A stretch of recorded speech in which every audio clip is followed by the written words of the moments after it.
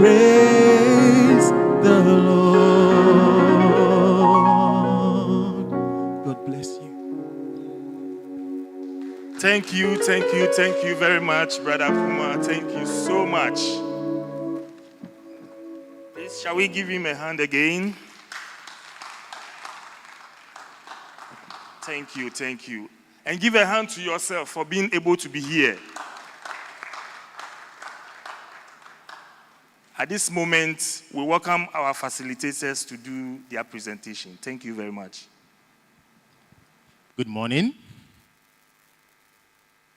So, I happen to be the very first facilitator to give the introduction to the very course we are about to run through, and then we narrow and zoom in with our final speaker who takes us into the core for this very workshop.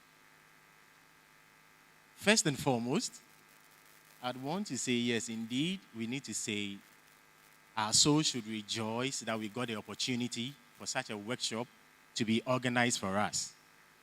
It is a workshop that we all know that deep within each and every one of us, we are always asking the question, why? There is always a missing link that we always need to arrive at. We constantly ask ourselves, I have been stuck at a point. Something I'm holding on to is not taking me to where I must be.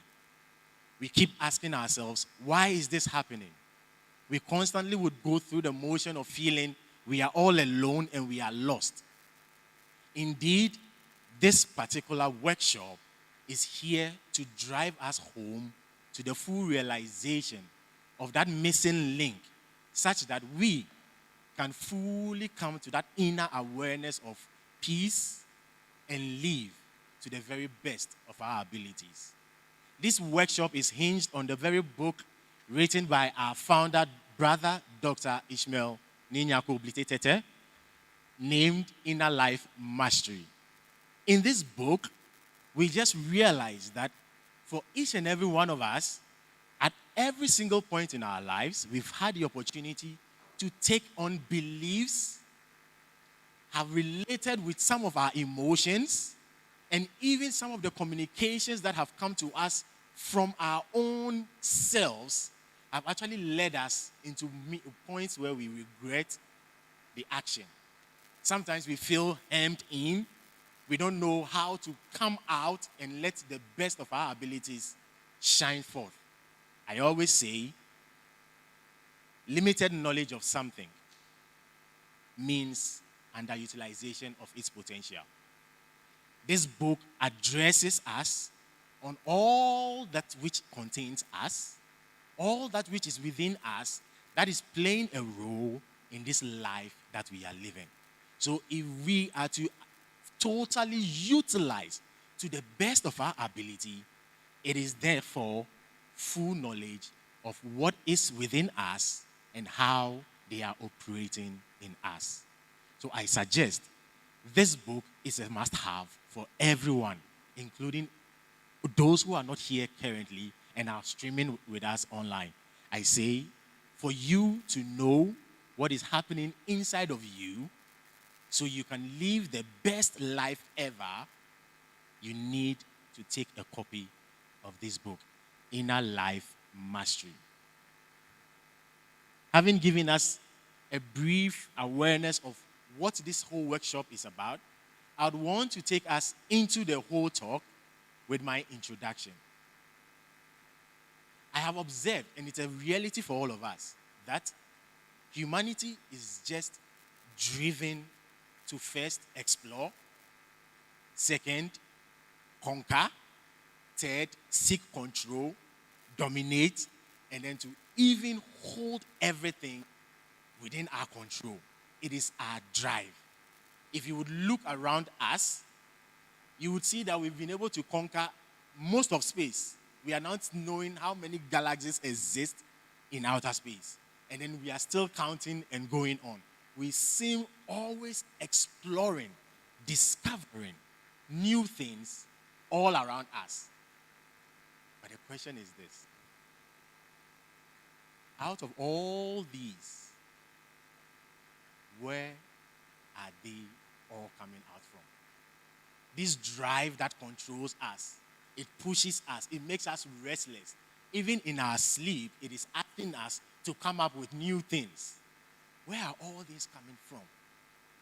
And that's the shocker we have today. All of the things we see around us, they were first and foremost an idea seated within us. Everything, all the skyscrapers we've built, all of the inventions we have brought up, even the phone that we are still constantly upgrading, all of this have come out of us. Therefore, the question we ask ourselves, how much of us do we know? If these are coming from you, within us, how much of it do we know? And this is the very questions that we are going on a journey to uncover. It is only when you have the full knowledge of what is within, then your life will be fully utilized to achieve greater purpose. So I'd like for you to take a look at the person seated next to you. Just take a notice of one thing from the person by you. And out of the blue, I can clearly see a lot of you have gotten smiles sitting on your face. I want for us to look at each other. And something within you is pushing you to the smile point. Are you aware of that? What is it that made you smile in that moment of someone looking at you? Let us discover them. Most often, we've been led to have the blind belief. They told us, like, it is like this. And then we have taken it up and we are running life with. Today, let us go within to find what is there within us. Our founder, then the author of the book Inner Life Mastery, made this profound statement. It says, you have and you own nothing until you have and own yourself and how you are constituted. So you have and you own nothing until you have awakened to that realization of what you are constituted and how they are operating through you. This simple message is pointing us to, in the drive that we are fully unaware of, controlling life, we can see all the damages we are creating all around us. Today, we can complain about all of the mess in nature. We are suffering all of the global warming, our water bodies, and even currently we can tell life is changing. The normalness of our seasons are even having some transformations. It is because we have not yet understood ourselves and in what way we can operate well within this very environment we exist in. And it's because of this that a workshop of this nature is important for us. If you would take into the biblical space, the book Genesis 1:28 from 26 to 28 tells us something simple, that we were created in the image and likeness of God. So whatever we associate the biblical people or believers in the Bible would say God is, it is telling us that that is what we are. So the smile that popped out of you, it was a demonstration of the likeness of God that's in you. When we come into the domain of the scientists, they have studied life to now come to the conclusion that the very fundamental nature, the very fundamental part of life is energy. And everything is energy vibrating at various frequencies, giving room to the identity that we are having, the way we are thinking, the way we are relating with people, the way we talk, and in everything that we are doing. It is the very energy of life vibrating at its frequency, operating in this light. So therefore, for them, they come to realize that indeed, this very energy that is the very foundation of life is very creative. And based on it, we have created all the inventions that we are having. It is very loving, that it loves to bring things closer. It creates bonds with itself. And it is always intelligent. There is a knowing in this energy that is constantly creating and recreating. That is what the scientists say.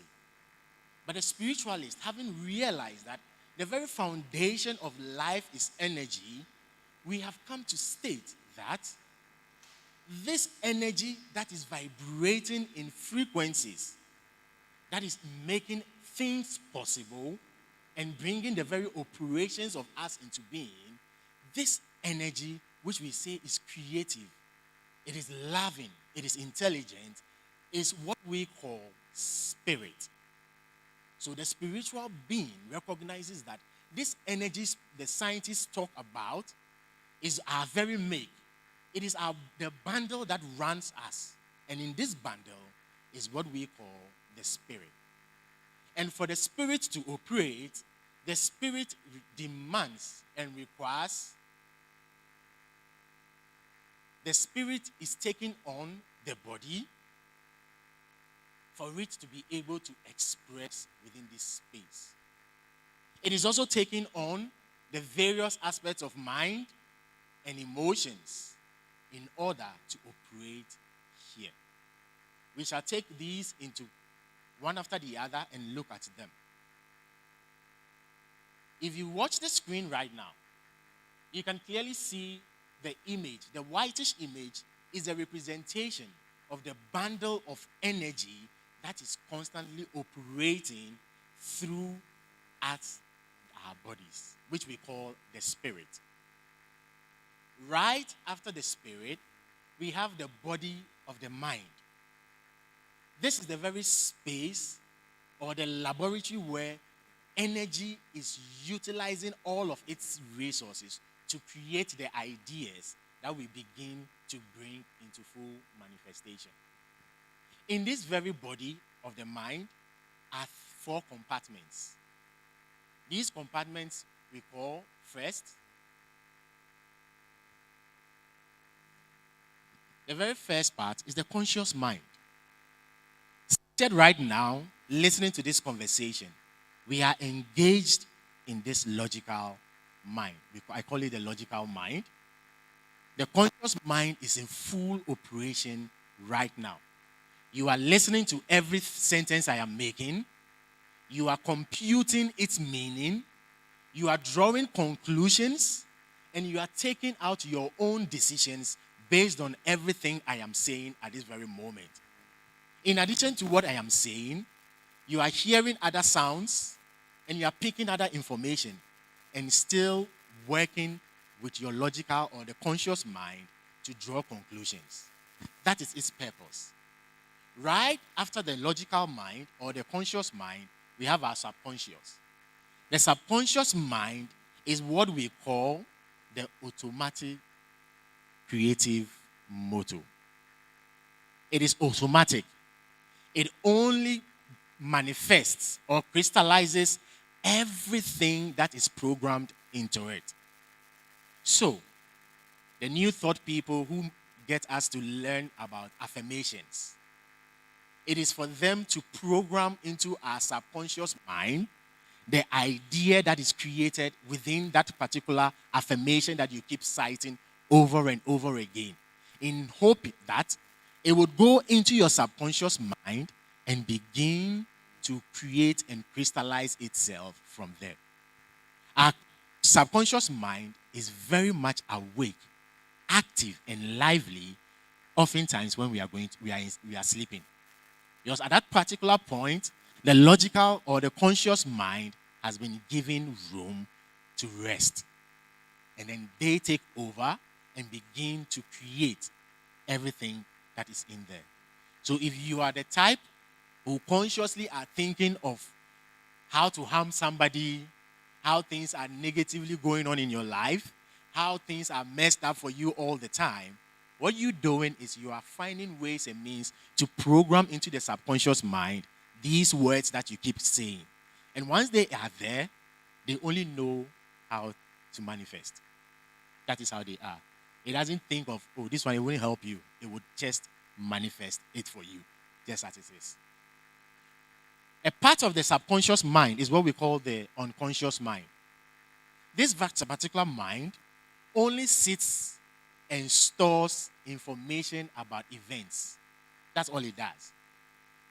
Especially the painful memories.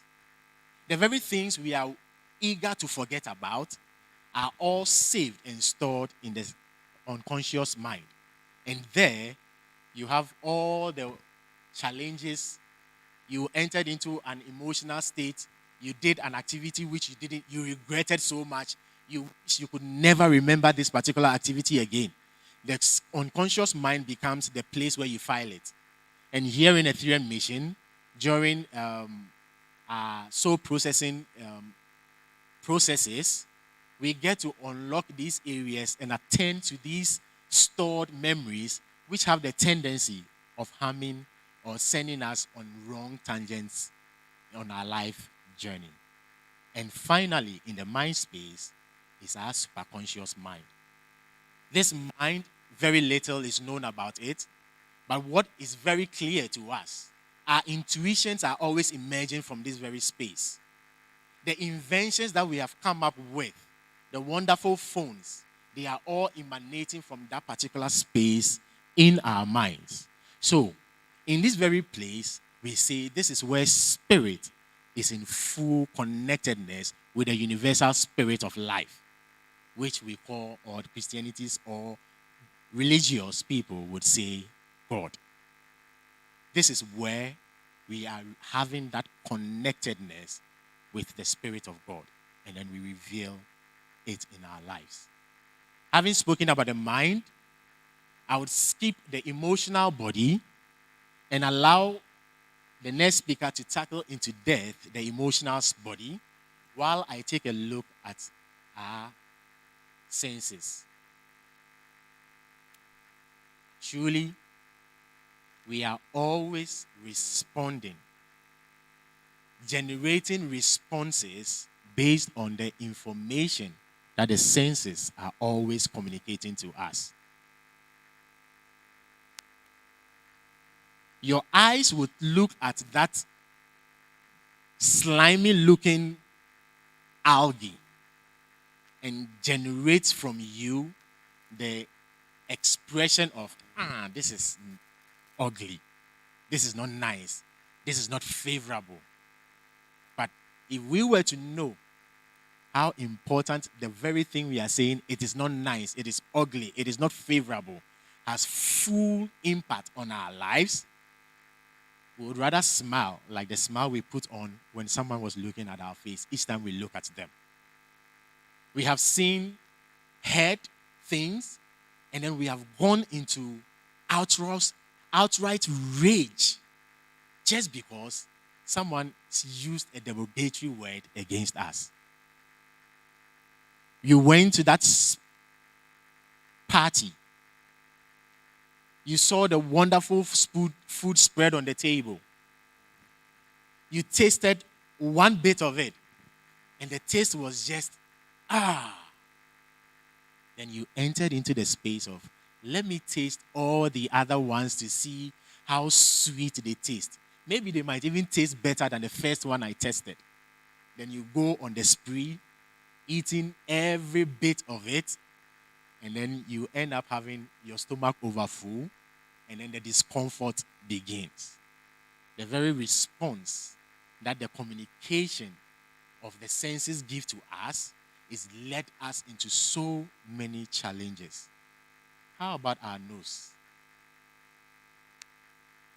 You smelt that lovely fragrance on the gentleman, and instantly you want to be close to the gentleman.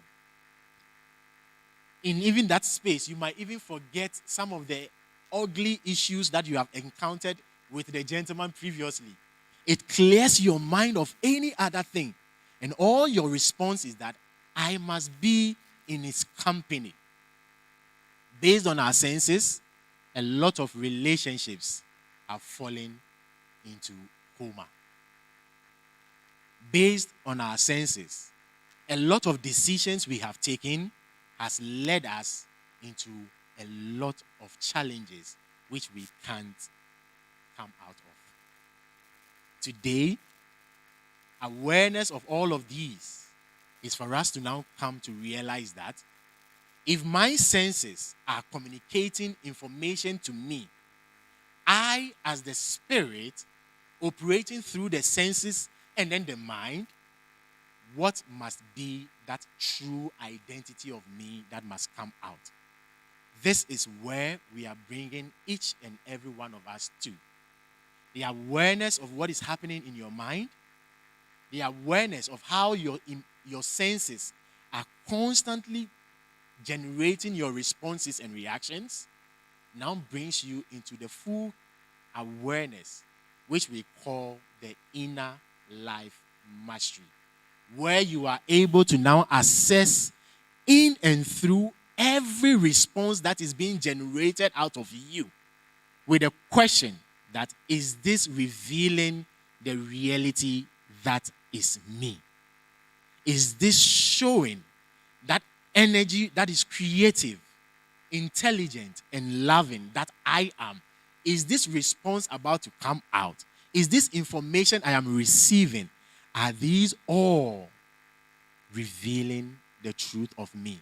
And when you are fully aware of these, you now begin to make the choices that leads you to the growth in your social, your spiritual, your physical, your psychological, and your financial lives.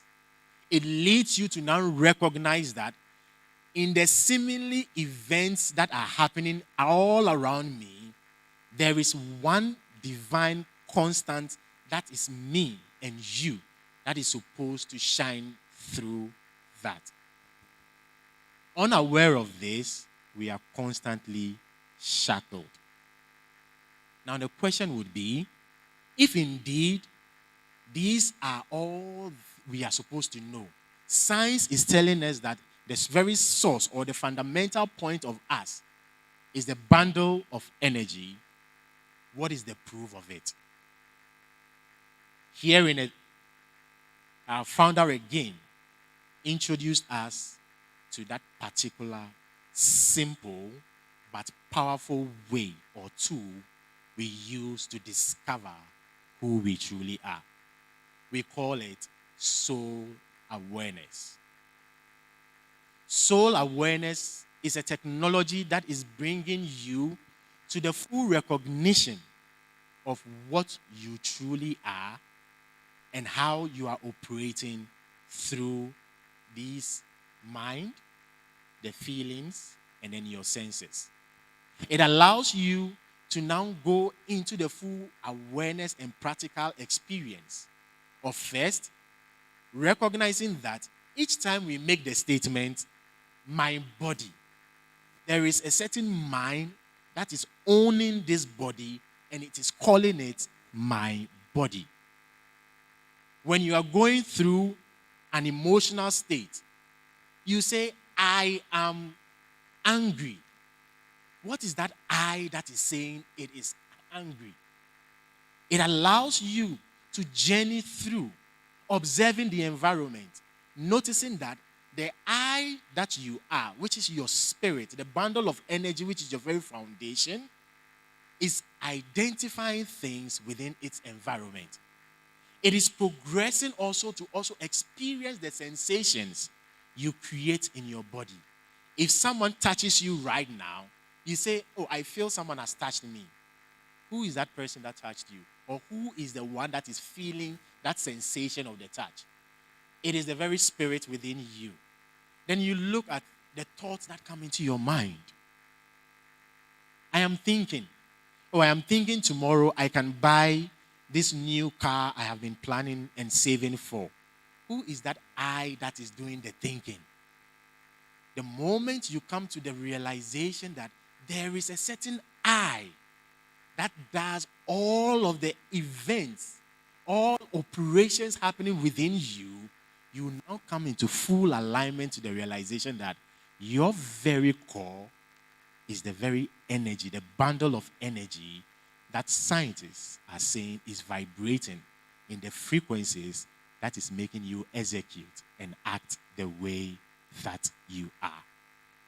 And with this introduction, I would hand over to the next facilitator, who is going to now take us deeper into the area of our being where most of us are always running away from, the emotions.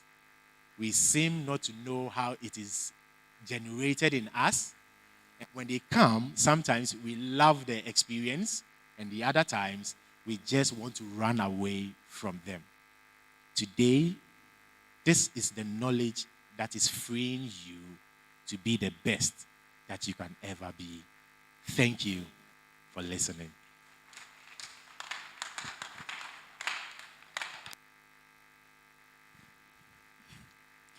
God bless you. So I think we can give it up again for our initial speaker. Yes. Taking us through inner life mastery, the senses, the emotions. So we are moving directly to the main focus for today, which is emotional mastery.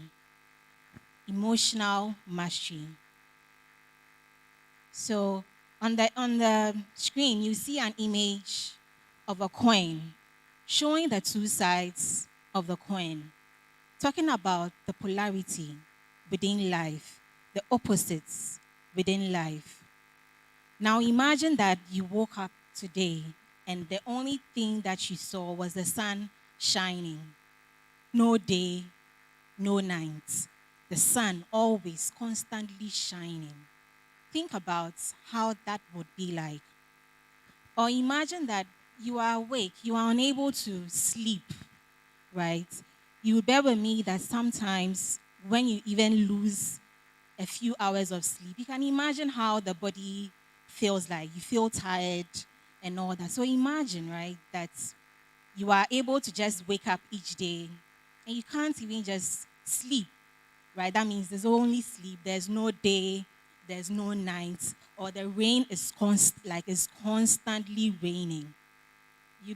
Recently, there's been a few rains in Accra, and you would observe how the places have even been flooded. It tells you that then there needs to be that balance, that polarity in life, that opposites within life. That's what creates the balance within all of life. So we have joy, we have pain, we have good, we have bad, we have positive, and we have negative. We have positive emotions, we have negative emotions. And then it brings the question, who even brought about positive? Who even said this emotion of joy is a positive emotion? And that's perhaps even anger is a negative emotion. Who defined these terms as positive and negative? Just think about it for a brief second. And yes, your guess is right. Man. We named every single thing all around us. And so what that means is we equally gave joy to be known as a positive emotion, and we gave anger, example, as a negative emotion.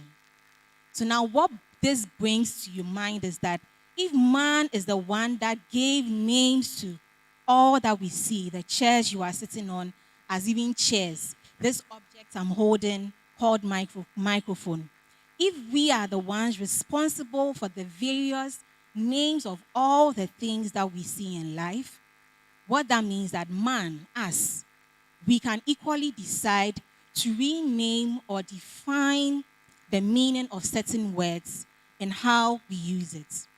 So for instance, we can decide to say that we'll call positive emotion an evolutionary emotion. and say we'll call anger or negative emotion as non-evolutionary emotion. And that is us. That is our definition. It relates to us. And it gives us more meanings when we are talking about anger and we talk about, say, joy. Because the main issue really is that we have grown up to think or to believe that anger is a negative emotion. Hatred is a negative emotion. Jealousy is a negative emotion.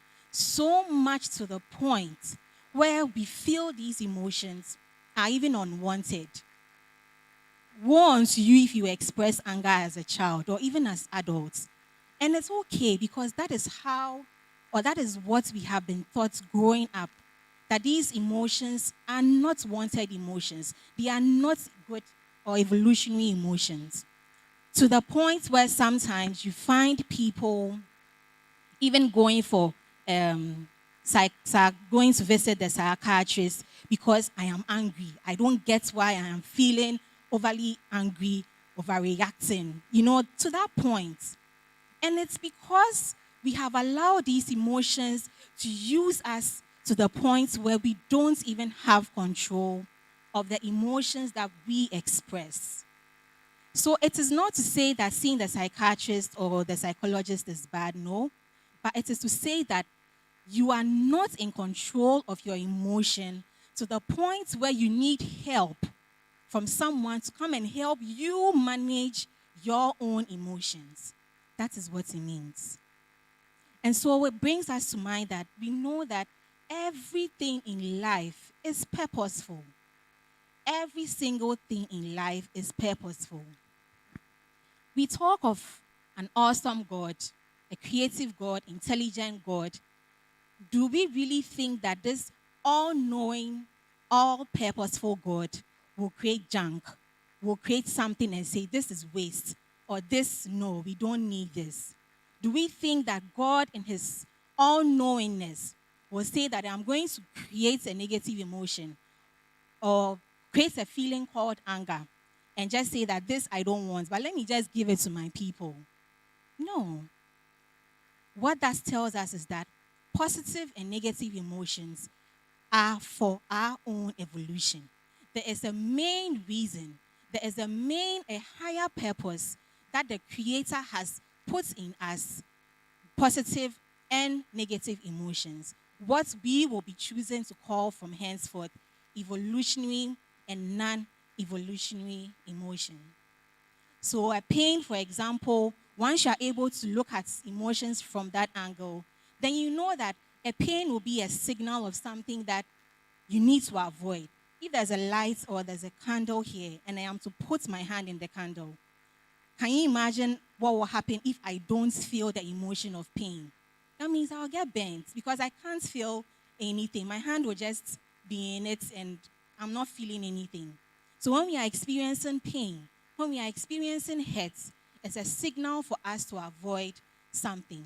And same way, when we are experiencing pleasure, it's to uplift us, all for our evolution. So now, what is emotion? Emotion. So we will break this word into two. Today we want to take our time, and please, at any point, just if you feel I'm going slow, you can just give me a wink fast. Just give me a wink and I'll just get it and I'll slow down. So we are breaking it down. Emotions. Motion means movement. Motions means, yes, movement. You are moving towards something. And E is energy. So when we say emotion, we are saying energy in motion. What do we mean by this? Energy in motion. Our first speaker spoke about the fact that we are all energy beings operating at different frequencies within all of life. So what that means is that you are an energy being, and a feeling of anger can move someone to equally experience that same feeling of anger. You can have a feeling of joy within you, and that joy will motivate you and it will move you into action to doing something beautiful for someone. Same way, you can have that feeling of hatred, and that hatred would what? Move you motion, move you into doing something destructive that later on you think that, this thing I shouldn't have done. So that energy has moved you, and it can move you either positively or negatively. So emotions are basically energies or feelings of expressions that move us to take an action, whether positive or negative. So I read somewhere of a folk tale, a story, speaking about the sun and moon, and this sun and moon representing positive and negative emotions. So that's basically the summary of that folk tale was to say that when I feel the emotion of joy, when I feel the emotion of happiness, of harmony, of gratitude, it is like the sun that shines so bright, lifting me to experience the goodness of life. So it is like the sun. So the positive emotion was likened to the sun. And then when I speak of a non-evolutionary emotion like anger, hatred, jealousy, and the likes, it is like the moon. Because when the moon comes out, it's dark, right? So when I say I'm in that state, it is a state of my darkness where I am to contemplate on the energy or the purpose for which I am experiencing this emotion, all for my evolution. So it was an interesting concept. It's just to say all that positive and negative emotions can be used for your evolution. It is the use, the misuse, it is the use, non-use, or misuse that can create the problem. So imagine that I am holding a knife right here in my hand. I can choose what I want to use that knife for. It is my choice. I am holding a rose flower equally. I can choose what I want to use that rose flower for. So it is really all up to me. When we talk about emotions, your emotions can evoke emotions in other people. Let me give you an example. Right now, I am standing here. If I decide to smile and be all smiley and all bubbly, and I decide to just walk, please go back, and I decide to just walk beautifully and just approach you, most likely you will smile. Most likely you will smile, depending on how big my smile is. Same way when I am walking to you, jumping, and I am crying, and oh, my husband has beaten me, or my boss says this, or my employee says this, and I come and I'm all crying, and I come to you with stories. I would have evoked the emotion of what? Sadness, because you see me in that state of, she feels sad, or let me share in her feeling of sadness. And at that point in time, I have evoked that emotion that at that point you were not even ready to even express. But then I would have evoked it from you. What that means is that if I can evoke an emotion from you, I can equally influence the way you think. So we look at the picture on the screen, we see that the first picture is a picture of two people having a conversation, smiling at each other. And it's because they are evoking positive energies within themselves. Same way, there's a second picture, and they are equally arguing, equally evoking negative emotions. So basically, what I give is most likely to be returned to me. What I give is most likely to be returned to me. Now, what I am giving you can equally manipulate your thinking. Let me give you an example. I come to you and I tell you that my boss was not nice to me, or my husband or my friend or my teacher was not nice to me. And I tell you all the bad things that I could possibly tell you about this person. When you see my teacher or my husband coming, what would you think? You most likely have a prejudice, right? You would have a preconception about that teacher, that this teacher, the things I've heard about you, not. So I have influenced how you are even thinking. My emotion has caused you to manipulate even what you are thinking. Now, in this same initial scenario where I gave you that when I am walking to you, you can equally choose to give me back what I am giving you. So I am walking to you in joy. You can choose to equally smile back at me.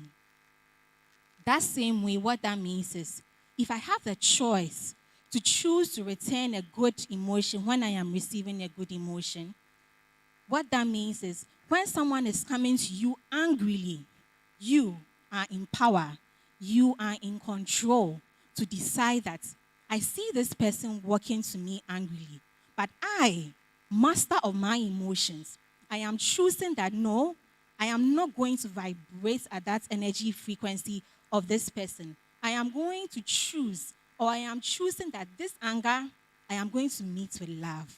That is emotional mastery. And that is what this workshop is for. To get you into that space to see that you are a master of your emotions. Whatever you choose to experience, you are in control of what you want the other person to feel. And so we bring you to this awareness that you can own your own emotions to the point where you can decide, I want to feel this emotion at this point. You can choose when, what time, how I want to express it. You can completely say that today I want to be angry, and you'll just be walking about angry. Or no, today I want to be cheerful, and I want to be just walking around cheerfully. The choice, the power lies within you. Now, what will be happening is when you are choosing to say that you want to live today angrily, you are not doing it because anger has taken over you. No, you are stepping into that energy field, saying that I am looking at my life today. My account balance is not looking pretty. No, I am angrily going to set out today to make sure that that anger, that emotion, pushes me to knock on the doors of people that will come to my aid. That is the mastery we are talking about. Running and controlling what we are calling negative evolutionary, running your life, owning your own life, owning your own emotion, and being a master of your emotion. So the choice is equally yours. You can decide to say that someone might be telling you a story of how ugly you are looking, or be telling you just insulting you for no reason. And you just look into the person, take a step back within you, dialogue with your emotions within and say, today, what do I want to express? How do I want to approach this emotion? And say that, no, I am just going to tune out, ask myself, what emotion do I want to feel? And the prompt there is, for what noble reason must I express this emotion that I am choosing to feel? So for what noble reason must I express anger in retaliation to what this person is experiencing or expressing? The choice, completely up to you. And today, we are all going to be masters of our emotions. We are going to leave this workshop stepping into the world and saying that, look, I control you. I am in ownership of you. You don't tell me what to do. I am in charge of my emotions. I am becoming allies with the negative emotions in my life, and I am taking charge of my life. That is what this workshop would seek to do. And so I'll give you a few examples of how you can use anger, hatred, jealousy, and the likes. So anger, for example, when you're experiencing anger is just for you to stand up for something that is not progressing in your life. And we could go through hatred, shame, anxiety. When you're anxious, it basically just tells you as a call to attention that something needs to be done. So what we are doing is that we are redefining how we choose to understand these emotions. When I am feeling hatred, I can use that energy of hatred to move away from what is not right to what is right. Again, the choice is yours. So I'll give you a few emotional mastery techniques. And the first technique is that you need to be conscious of your first emotions. Be conscious of your first emotions. What are first emotions? Usually, when someone just approaches you right there and then, there's a feeling that comes to mind. There's a first point of call that makes you want to either overreact or just take a step back. Pay attention to how yours is like. When someone comes to you and is angry and is shouting and is insulting you, it's your first instinct to say, is it me you are insulting? Hey, I can't speak Ga, like I would have said some few Ga, but yes, is it me you are insulting? Then I've listened to some conversations there, insults. God, is that what you want? Is that how you want your first point of expression to be? To be in a state where that emotion is running your life. Because what happens is that usually after we have allowed the emotion to just take charge, 9 out of 10, you take a step back and you're like, no, I shouldn't have said that. So why do you want to put yourself in the state where you would regret an emotion that you have expressed? And mind you, words written can never be erased. You have said it. It is gone. It has caused the harm it has caused. Sometimes it can be remedied. Most times it cannot be. So first emotions and saying being conscious of your first emotions is to say that people will be people, no doubt. And you can't force people to express the emotion you want to express, no. But you are gaining mastery of yours.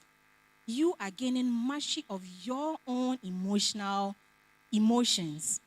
But what that means is that you can decide that my first emotion would always be to dialogue internally with myself and ask myself, for what noble reason would I want to express any of the feelings that I want to express?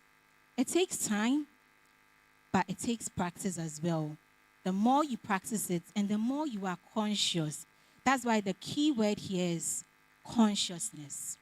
The more you are conscious of it, you find yourself that now when people do things, you barely overreact.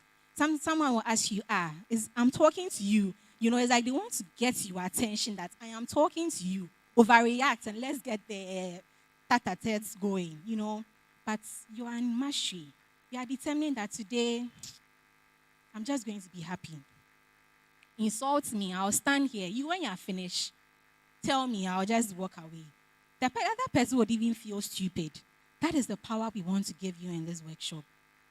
To make you feel and make the other person even take a step back and say, why didn't this person even respond? You know, now you will be going and the person will rather be wondering, hey, what just happened, you know? So that's the first technique.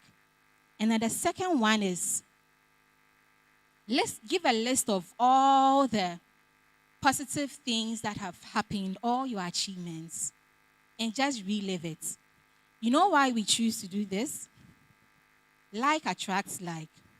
The more I focus on something, the more I become.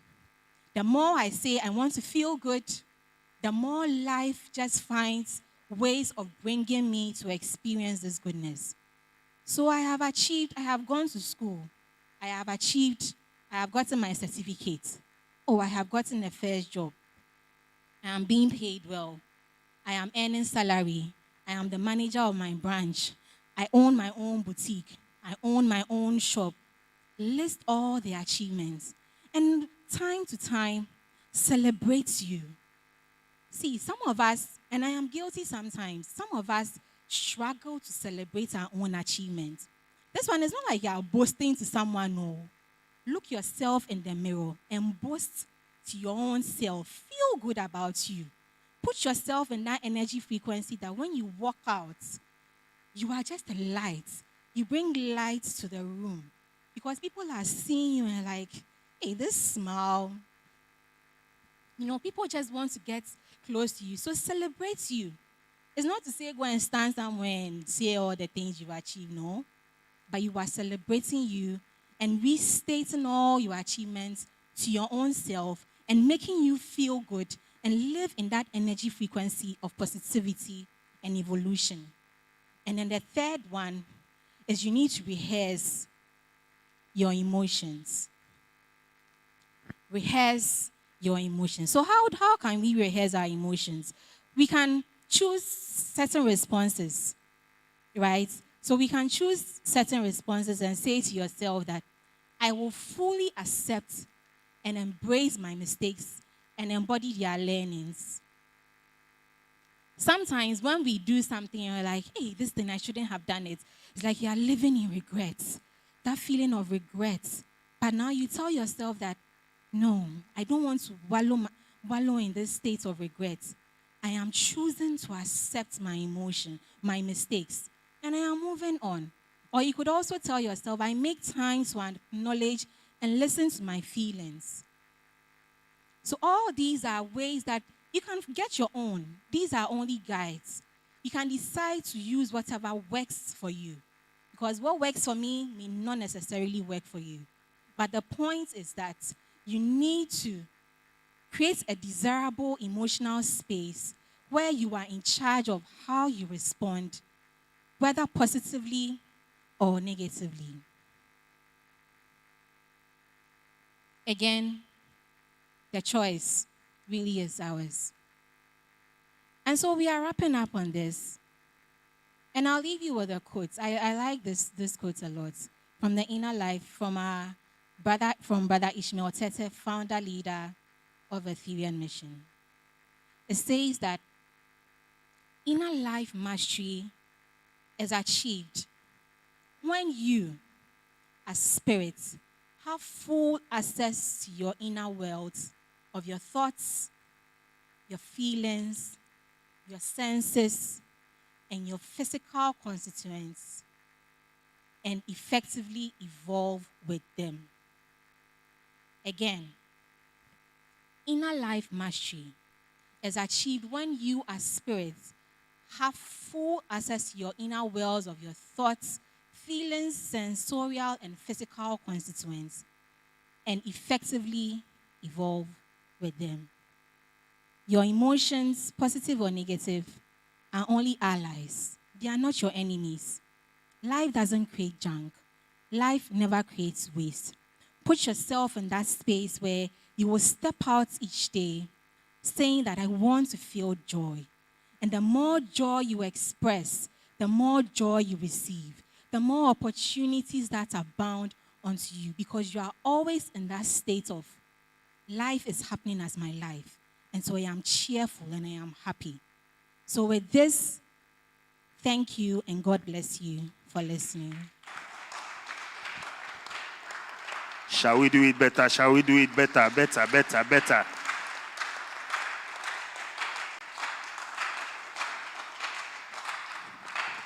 So we will be doing a breakout soon. I'll let Colliston come. But I want you to just have a taste of what we'll be doing. So let me just even go through the prompts just so you know. So we'll be breaking out shortly.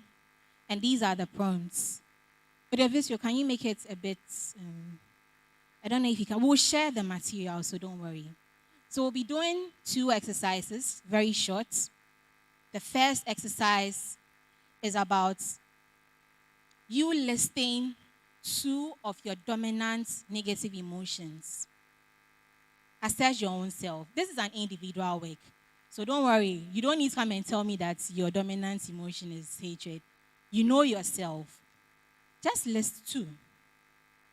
And then now the second one is that look across your SSPPF. That's your social, spiritual, physical, psychological, financial life.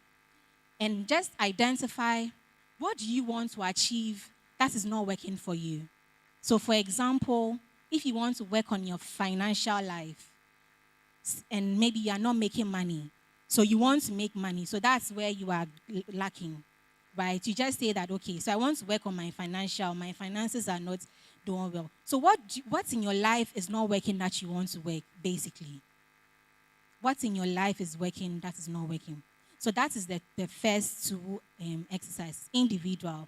And we'll be using that later on. That's why we need to identify that. And then the second one is a group work, where we'll just list 5 emotions, state how they can be used positively. You state the same 5 emotions, state how they can be used negatively. You state a negative emotion, how it can be used positively. A negative emotion, how it can be used positively. Because, like we said, you are a master of your life. You can decide that I want to use anger to evolve me. So, how can I use that anger to evolve me? So, we'll discuss that as a group. Same way, you can use anger to do something destructive. How can I use that? Again, you are a master. The choice is yours. So we are not giving you hints on how you can use it negatively, but it's to say that we are putting you in power to choose what you want to do with those emotions, and hopefully evolutionally. And then the last is just list your learnings and experiences, and then we take it from there. So let's just, for a brief minute, just 5 minutes, just gently allow our eyes to close.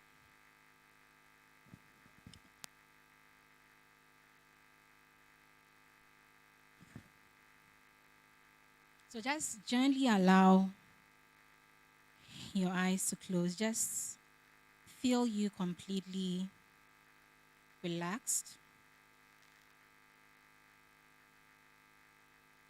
And just for a brief moment, bring to mind any states or any events that made you very angry. Something that really pissed you off.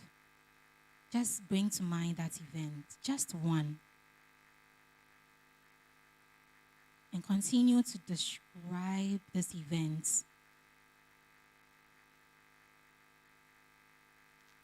And as you do this, to help you, just ask yourself, use the from what hurts most in this event is, and describe it so you feel that anger.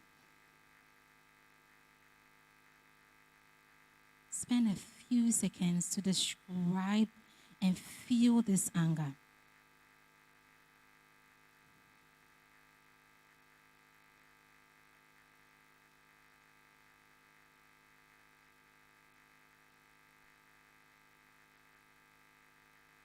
And if you are feeling this anger, just put your hand on the parts of your body where you are feeling that anger. For example, I am feeling this anger at the back of my neck. Or I am feeling this anger in my right thigh. Just put your hand in that part of your body where you are feeling this anger, this emotion. We'll be using anger for now. Spend time to experience this.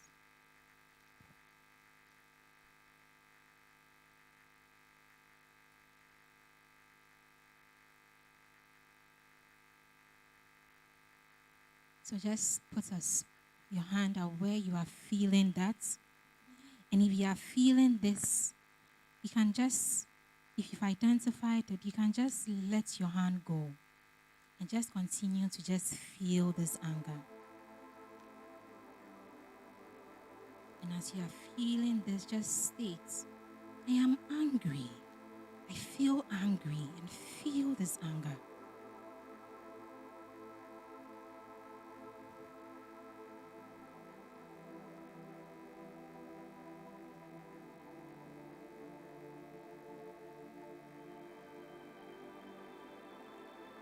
And in this feeling, ask yourself, what am I seeking to experience with this anger? What am I seeking to experience with this anger? And when the answer comes, just ask yourself again, so that what? So that what? And for each answer that comes, continue to ask yourself, so that what? So, for example, I am feeling this anger because I want to be heard. I want my voice to be heard. So that what? Keep asking and prompting till you get the noble reason for why you are experiencing this anger. Spend time to experience this.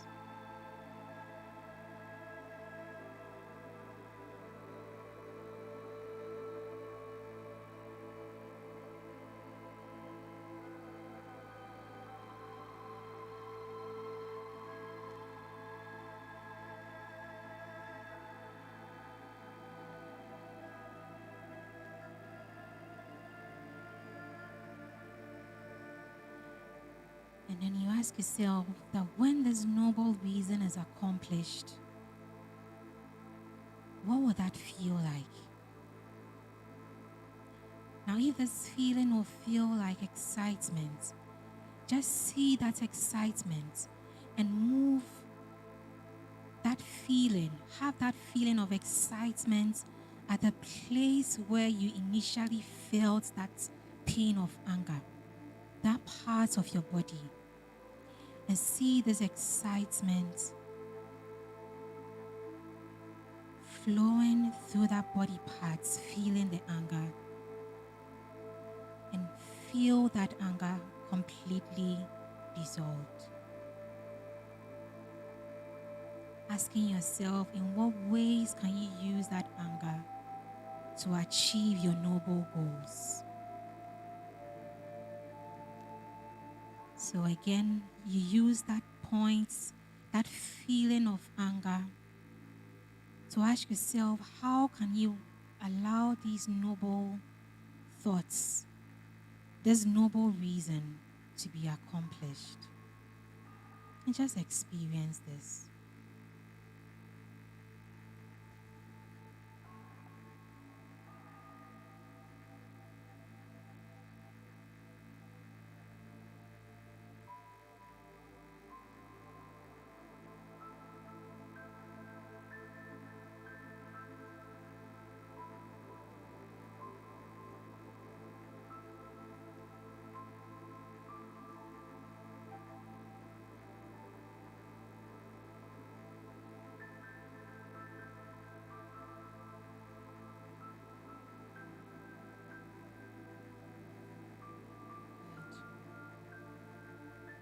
Seeing this anger moving you to act, moving you to experience that noble reason.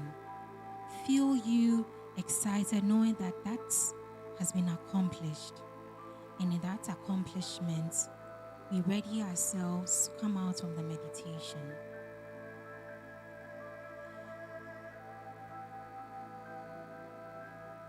And so with the next in and out breath,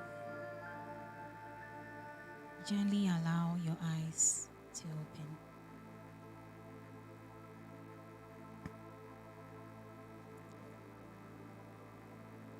God bless you.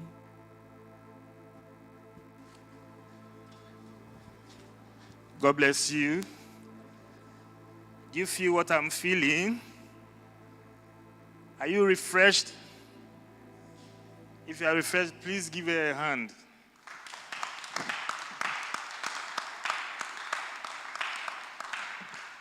At this moment, we go into questioning and answer. So if you have any question, the floor is open. You can ask. Thank you very much.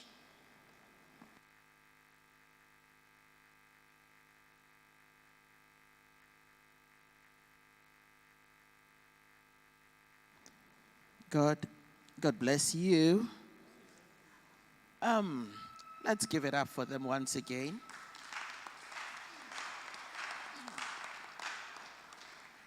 To be taken through life mastery on such a topic, it's great. All because at UN Mission, our goal is to make sure that we as individuals, we have mastery with our lives. and we are able to handle our lives meaningfully. And so, the topic, inner life mastery, and the focus is on emotions. They shared that emotions are energy. Energy is what controls or manages or propels life to be moving on or happening. And so we say all the energies in life are good. There's no negative nor positive energy. All the energies are good. We have labeled them. They said so.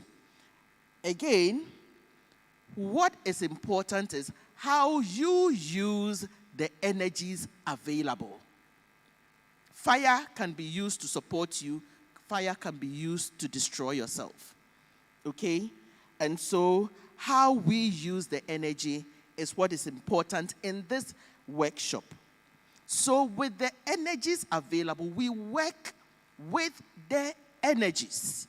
We are not to control any of the energies or to suppress any of the energies, but we know how they operate, their importance, their relevance, and we use them to enhance and promote our lives.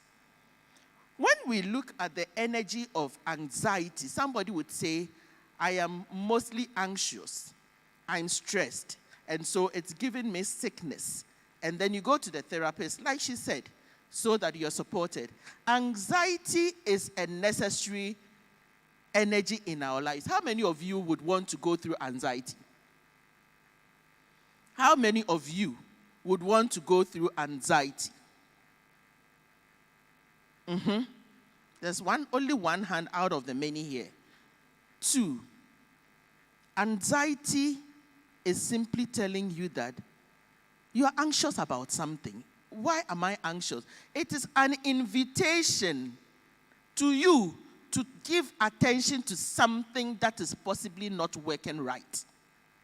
So, nature, life does things with purposefulness.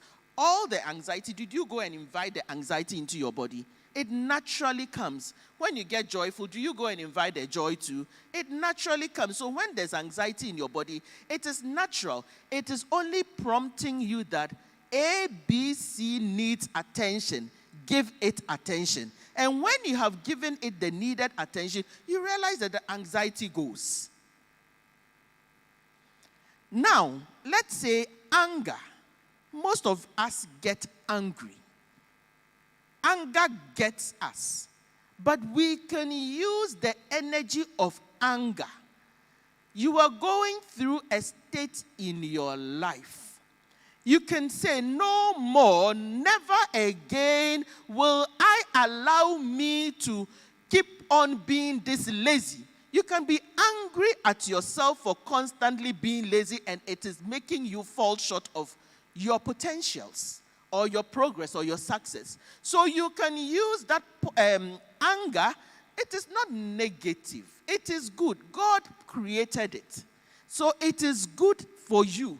When you don't use it wisely, then it destroys you. Then we call it bad. God created everything. He never or she never or it never said, this is good, this is bad. I, the Lord, I do all things. I created all things.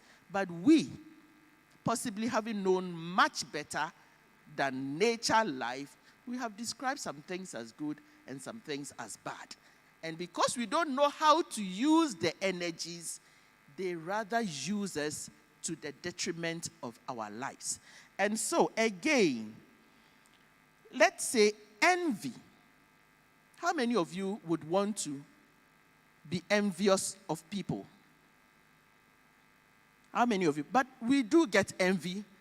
We do. It happens. It is natural. We did not invite the envy to come into us. It is only to say that this person I am seeing has some trait, has something. I would love to also grow into that state. and become powerful like that. But because we don't understand the energy of enviness, we rather use it to destroy ourselves or to condemn or destroy the other side that we are seeing that has that good thing we want. So the energy of envy or the emotion of enviness, it's only trying to tell you that thing there, when you get, you too, you will like. True or false? When you get that thing, you will love it. So rather appreciate that, envy, you've made me see some good potential there. Rather, I'll get closer to that person. I will engage with that person. I will probe into that person and ask that person, how did you go about that to become this? Then life supports life to become better. That other person will support you rather than you feeling envious, wanting to destroy that good that when you get will become better. We just go around in circles and life does not grow. And so this topic is only to bring to your mind that there is nothing as good, there's nothing as bad, only the way you use it. Joy like this, you would say joy is a positive emotion, isn't it? And you always want to be joyful, joyful, joyful. If you're always joyful, you play the music so loud in your room, you don't even hear what is going on outside of your wall. And when there's a disaster coming closer, would you hear? No. You'll be joyful inside, and before you realize, your building is broken down on you, whilst everybody else outside has taken shelter somewhere. So, we should be watchful of the emotions. And every emotion has something good it wants to tell you. Ask the emotion, what good are you seeking to bring to me? Meditate, dialogue, contemplate. You would see the God intention in all of those emotions that come your way. Thank you.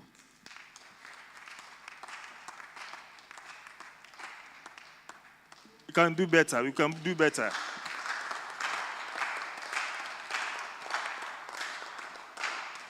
Okay.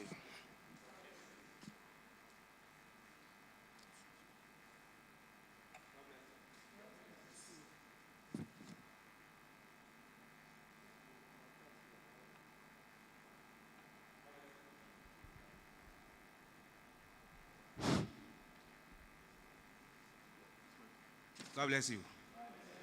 My name is Thomas Komlavano. I have a problem. Through the prompting to find anger, I've never found mine. Nothing angered me to the level that I kept within me. So I tried in my mind several times, but I couldn't get anything that made me angry. And my second question is, I want to ask, can somebody be unconscious about his or her emotions? I'm asking this because for some times now, even those I mingle with every day, when we gathered and I speak, or I want to talk, after speaking, maybe this one will happen today too, I don't know. After speaking, when I sit down, I have a huge drop of kind of energy to my waist. Then I start feeling pain in my waist. Seriously. The last time it happened was when the Ethereum Mission presents my donation. When I moved forward, actually when I went back to sit down, I cannot have, I will feel that the thing drop from my chest to my waist, and I'll have serious, and I'll be sweating. So that day somebody was asking me, why am I sweating like that? Even they give me money, I'm sweating. I want to know what is the problem, what is my problem. Thank you. Thank you very much.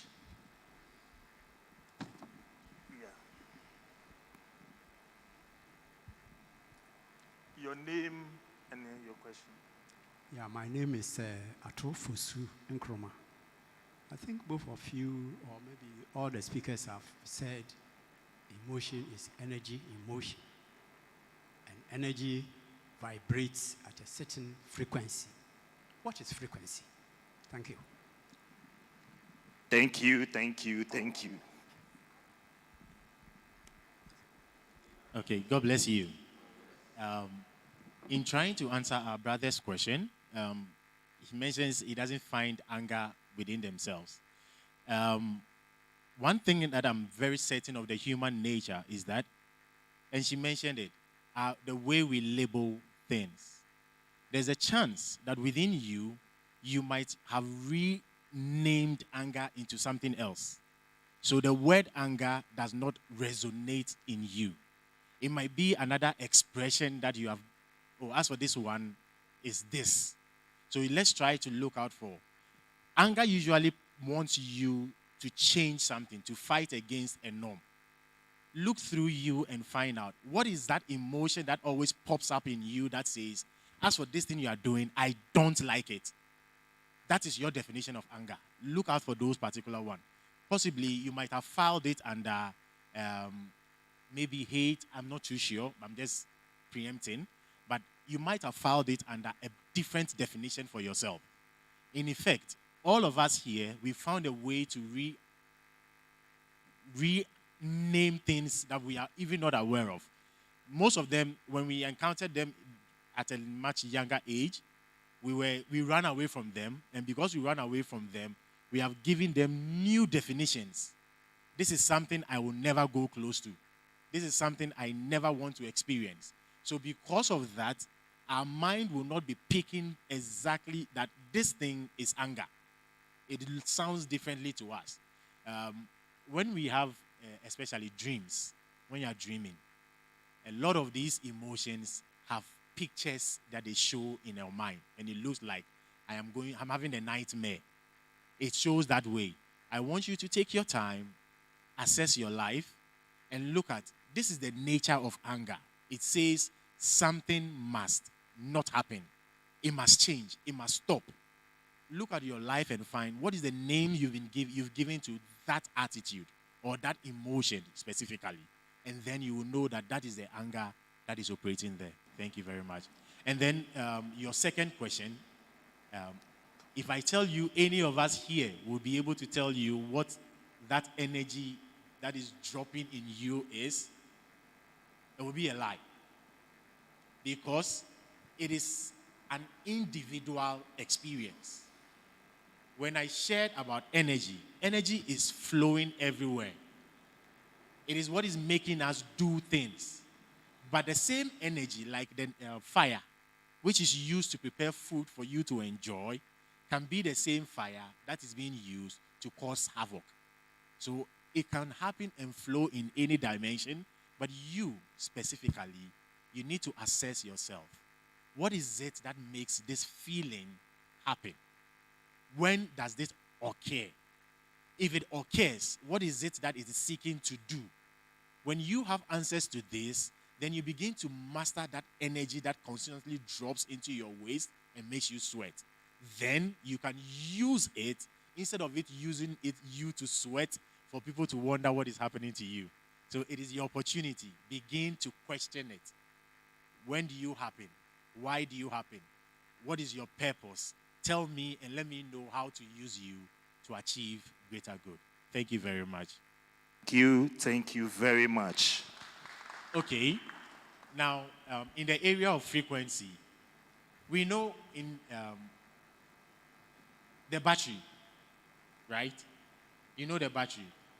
When you have a battery, depending on how much the voltage of that battery, you put it into any machine, if the voltage does not match it, it wouldn't work. It tells you that the AAA battery, I think it's 1.5 voltage. Yes, 1.5, I'm very sure. That battery, when you put it into a speaker that needs 3 volts, that battery will not actually work. The radio will not work. Frequency is the way energy is actually operating, moving, or vibrating. So within you right now, your frequency can be in the space of emotion. When you are vibrating in a particular way, we call it joy. When you are operating in the anger vibration, we are calling it anger. When you are in the hatred space, the way the energy within your makeup is actually modulating. I want a better way to redefine modulation. The way it is flowing in you. the way it is flowing in you, that is the frequency with which you are vibrating. I hope that really attaches to it. Or should I go a bit further? All right. So let's have Joy also on. So frequency simply is electromagnetic waves. Electromagnetic waves. So we are in this space. There are electromagnetic waves that are causing things to happen, but we don't see. And all of life is a bundle of electromagnetic waves happening at different levels to give different results. So here we would say Joy FM. Joy FM is frequency modulation. You don't see Joy FM station here, but it is structured in the air, in the atmosphere, such that when you tune in your gadget, you can tap it into that modulation, that wavelength, and you will connect. So are we as individuals, okay? Life in itself are frequencies in operation. So your energy of joy is a transmission of a frequency. Your energy of anger is a transmission of frequency. Your energy of hate, of love, it's all a transmission of frequency. You can be here and think of somebody, and that person will be knocking at your door. Meaning that when the person was coming, the person was transmitting some frequency, and you were able to tap into that frequency. So you and that person, your vibration were at the same level. That is why you could connect. Like the way when you tune in 99.7, you have tapped into Joy frequency, Joy FM frequency. So this universe, it's energy. Even when, you see, when they draw the picture of Jesus, there is a shield, a light around that picture almost all the time. And all of us, we have shields or lights, aura around us. It is a frequency that we are emitting. Okay? So what you have inside is what you are emitting. And it goes out there and it attracts its similar frequencies. So if you are full of things that are not resonating with you, that pull you down, there are its frequencies also in the system. So all there is vibrate at a frequency that anchors you in very great spirit or psychic energy. Then you'd realize that at all times you are strong, you're solid. Some people pass by and you realize that your energy is dropped. It's a frequency they have emitted into the air. If you have not shielded yourself in some great solid foundation of frequency, their own blows yours away, and then they take over you. Brother Ishmael does some when we're doing, it's a mantra. You will stand in here and say, you will do this, and then your frequency is blown down. You become weak. When you listen to the pop music, it reduces your frequency. When you listen to the mantras, it energizes your frequency. When you eat the natural foods, it energizes your frequency. So life is all about frequency, vibrations, modulation, and what you project out, you tap into the bigger one, and you are bigger with that one. Whether the positive or the negative. The choice is yours. Thank you. Hand. Yes. God bless you. Please, my name is Nafisa Aboni. I have this friend that I didn't know I did something to. I didn't know I did something to replay. So I thought I was playing with her. but she had taken it at heart. So she was angry, and I was like, oh, I didn't know this will get you angry, so please, sorry. I apologized, and then we went our ways. And it got to a woman, and I saw her again. When I tried to approach her, then she leaned back like she was still angry with me. And it really made me feel bad. So I don't know if I should apologize to her again or I should master my own emotions so that hers will not affect me. Thank you.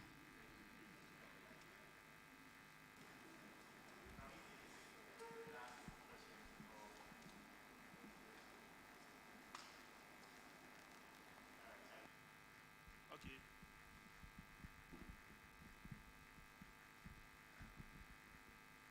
God bless you. So my name is Yofi Ankra, and my question is that, we are having this discussion because we want to not only change ourselves, but also change the world around us. So with my understanding, could it be that the name that we're giving to the negativity of that emotions is what's actually causing the thing? Because maybe we have a positive emotion and we have a negative emotion. So if the positive sounds okay with us, and it's looking like the negative is where our problem really lies, where probably you feel like people feel like anger is not that good for us, but the teaching is trying to make us that anger is really good.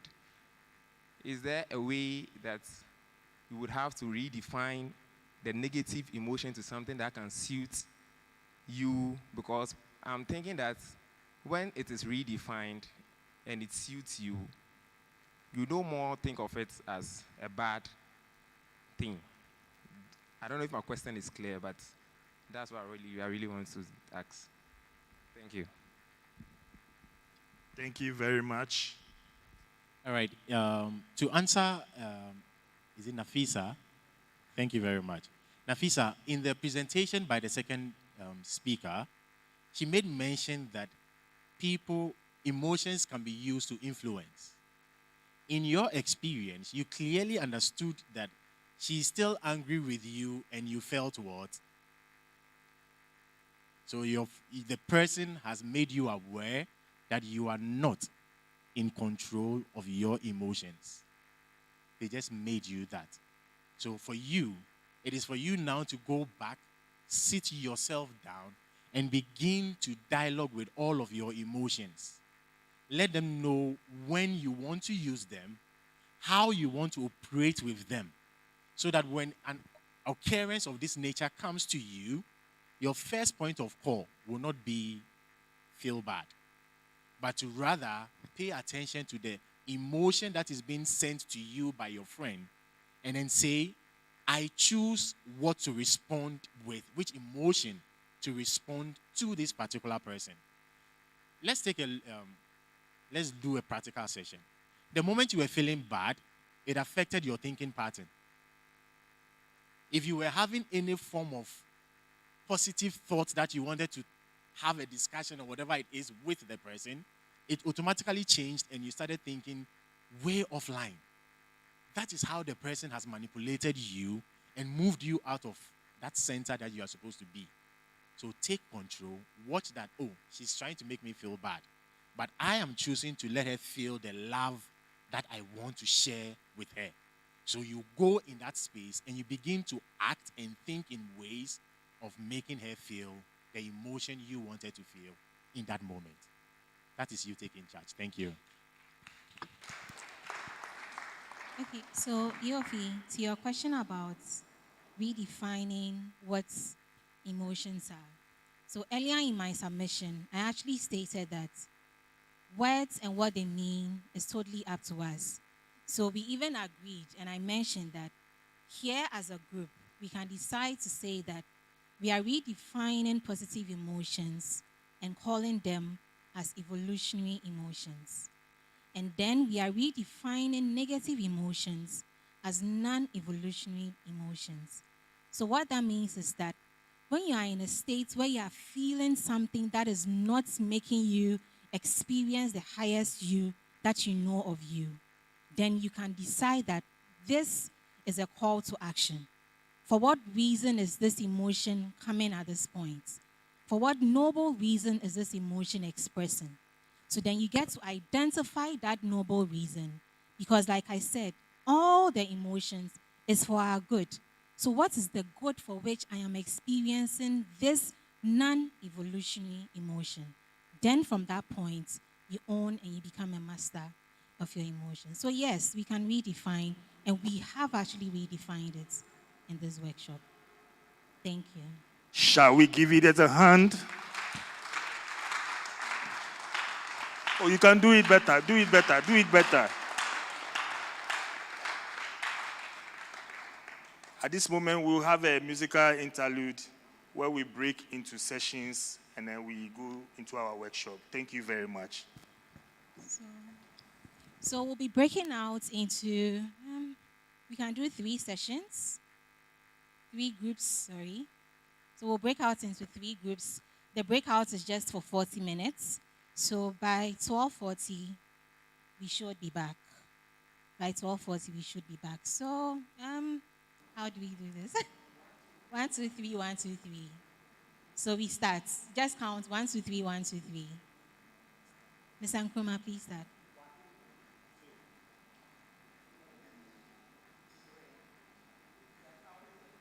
We are counting 1, 2, 3. So yeah. 1. 1.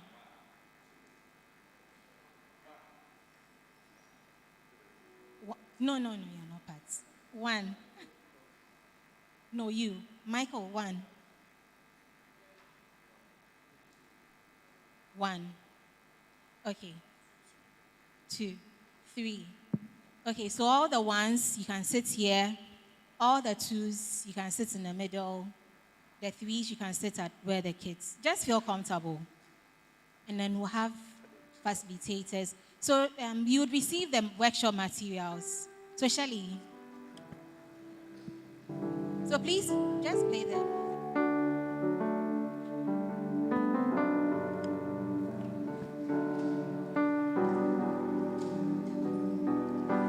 This is my desire, Lord, to honor you.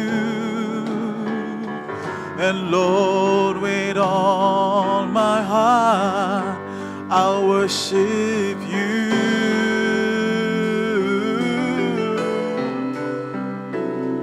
And all